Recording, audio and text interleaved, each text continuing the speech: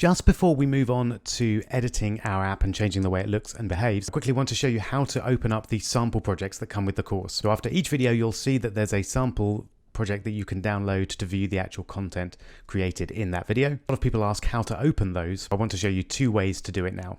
So one option, and the one I'd recommend, is let's just close our project here and open up Android Studio to see the welcome screen, and then just select open an existing Android Studio project, and then open the folder that you downloaded the project to.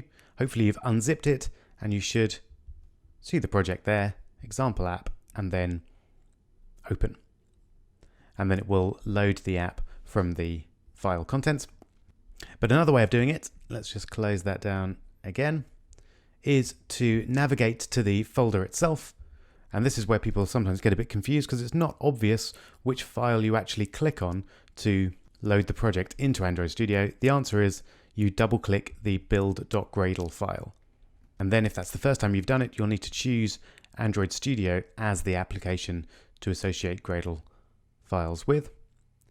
So just find it in your applications. There it is. Click open. And as usual, I'd stick to the defaults. You can overwrite any files and then open existing project. There we go.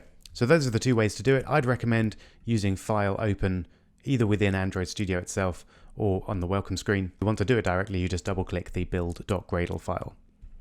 All right, enough of this. Let's get started building and editing apps.